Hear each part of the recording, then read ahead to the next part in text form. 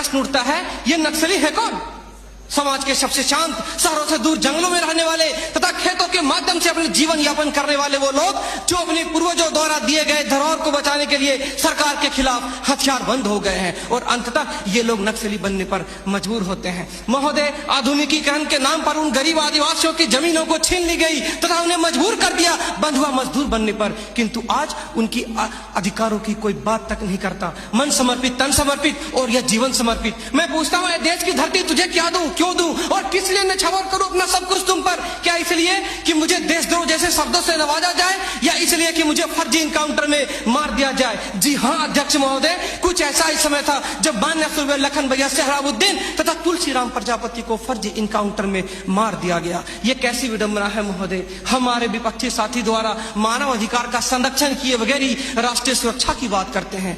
जब आम लोगों का कोई अधिकारी नहीं हो तो इस स्थिति में राष्ट्रीय सुरक्षा का क्या मतलब? मैं पूछना चाहता हूं अपने विपक्षी साथियों से, वे किस राष्ट्रीय सुरक्षा की बात करते हैं? पुलिस हिरासत में अत्याचार व मौत, उन्नाव केस, किसानों द्वारा आत्महत्या या बिहार के शेल्टर होम में हुई मासूम बच्चों के साथ दरिंदगी, क्या यह है राष्ट्रीय सुरक्षा?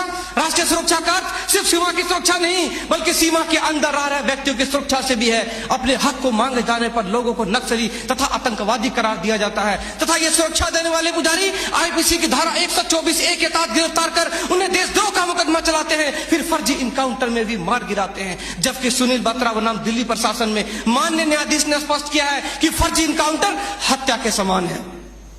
10 जुलाई 2004 को मनोरमा देवी के साथ दुष्कर्म और उसकी हत्या तथा पूर्वोत्तर राज्य की महिलाओं द्वारा हम सुरक्षा बलों के समक्ष निर्वस्त्र होकर विरोध प्रदर्शन करना इस बात का द्योतक है कि हम सुरक्षा बलों ने arms force special power act का दुरुपयोग कर नाजायज फायदा उठाया है। वहां के लोगों को जबरन गिरफ्तार कर उसे मानसिक एवं शारीरिक रूप से प्रताड़ित किया है तथा उनकी बहु बेटियों के साथ दरिंदगी कर मानवता को शर्मसार किया है। यह देश की सभ्य समाज एवं लोकतांत्रिक शासन प्रणाली पर प्रश्नवाचक चिन्ह है। सीआरपीसी की धारा 41, 42, 107, 151 के तहत बिना वारंट गिरफ्तार करने की शक्ति, सीआरपीसी की धारा 129, 130 मजमे को तितर बितर करने की शक्ति और जरूरत पड़ने पर गोली चलाने तक की शक्ति इन सुरक्षा बलों को दी गई है। और कितने अधिकार दिया जाए इन्हें? तो दे दो रोलेक्ट एक्ट जैसा अंधा कानून और ढूंढते रहो इतिहास के पन्नों पर स्वतंत्रता एवं समानता जैसी शब्दों को। महोदय, आज जरूरत है चिंतन की, मंथन की, जागरूकता की, लोगों में विश्वास जगाने की। आज जरूरत है सुपर 30 जैसे संस्थानों की ताकि अपने पद से भटके हुए बच्चों को उचित शिक्षा, भोजन इत्यादि का प्रबंध कराकर उसे विकास के सही मार्ग से जोड़ सके।